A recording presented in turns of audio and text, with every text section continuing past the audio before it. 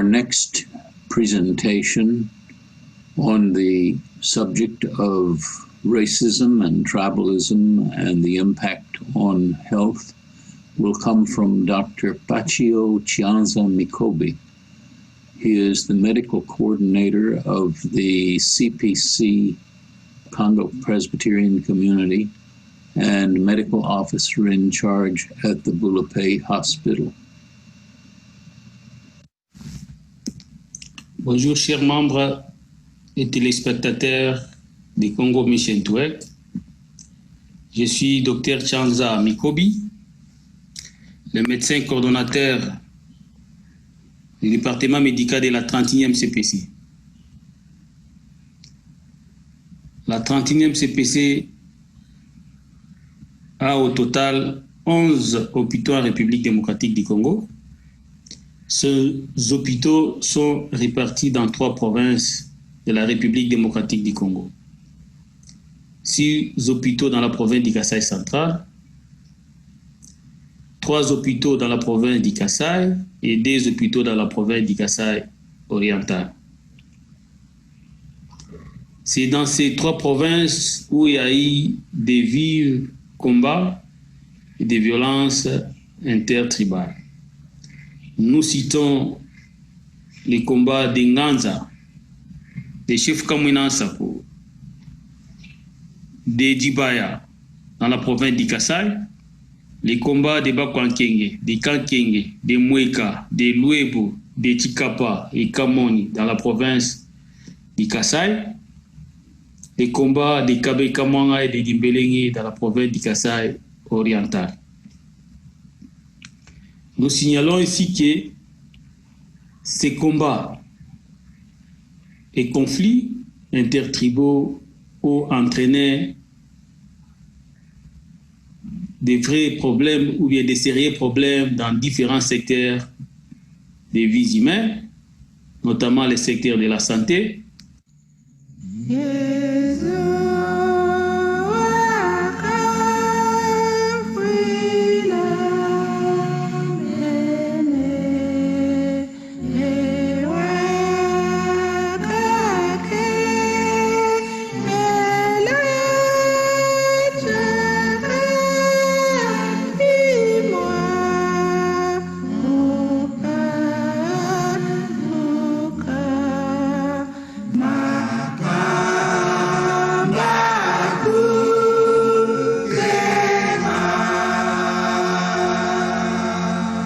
Le secteur de l'éducation, le secteur de l'agriculture, le secteur de l'économie et le secteur social.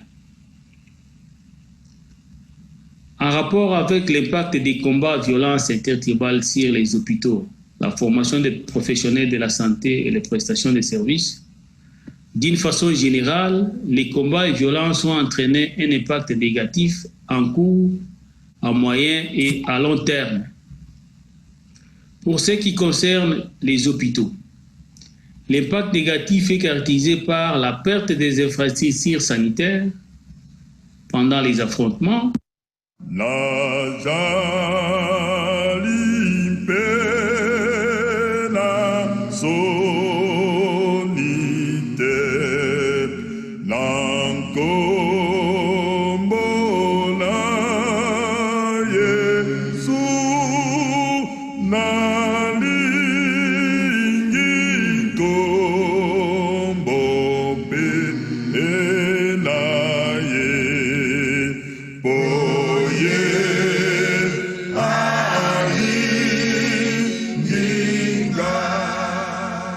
Par rapport à la formation des prestataires de la santé, cet impact négatif est caractérisé par la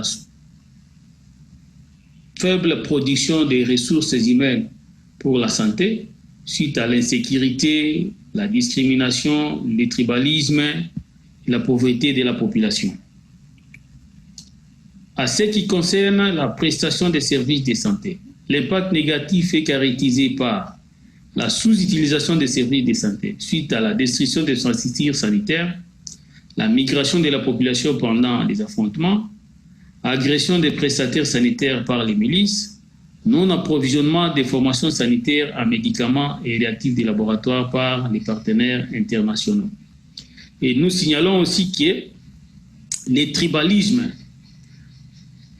ainsi que la migration de la population pendant les affrontements ont entraîné les différentes épidémies telles que l'épidémie de malaria, malnutrition aiguë sévère, les épidémies de fièvre typhoïde et voire même les épidémies de la diarrhée et également aussi la violence sexuelle. Quant à l'impact de l'injustice en République démocratique du Congo, voici quelques éléments de l'impact de l'injustice. Il y a eu prolifération anarchique des partis politiques, mauvaise qualité de services dans tous les domaines suite aux mauvaises sélections de prestataires, impunité, le favoritisme, la guerre tribale ainsi que la perte des vies humaines. Quant à l'impact de l'histoire du paternalisme américain au sol congolais, ce paternalisme a engendré les impacts négatifs et positifs.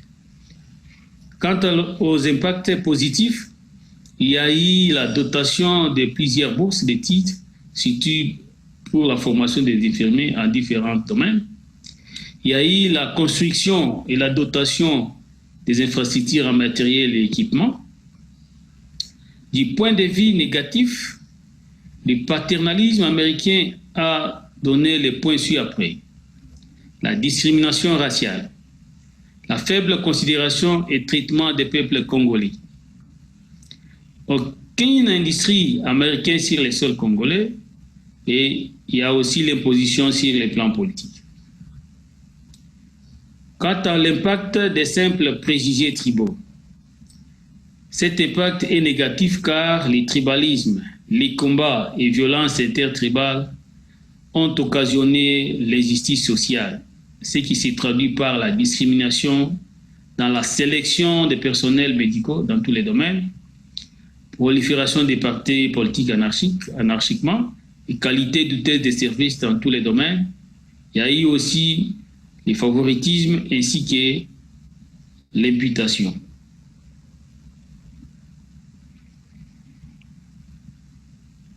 Quant à l'impact des combats violents sur la préparation, les traitements de Covid-19, ici nous signalons que ces conflits n'ont pas engendré aucun impact.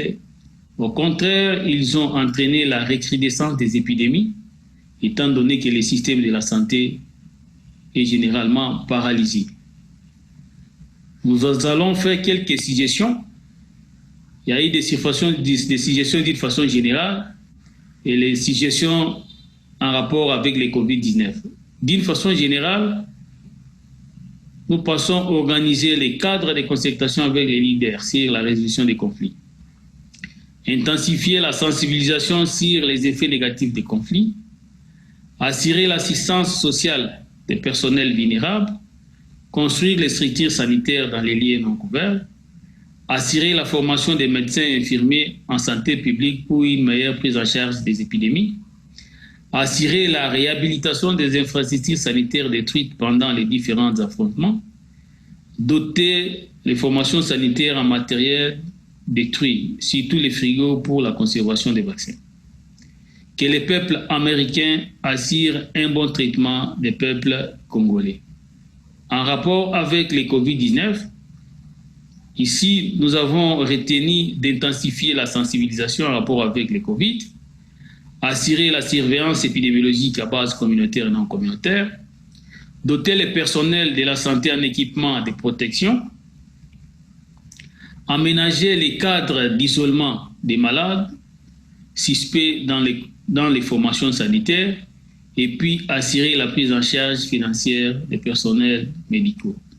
Je dis et je vous remercie.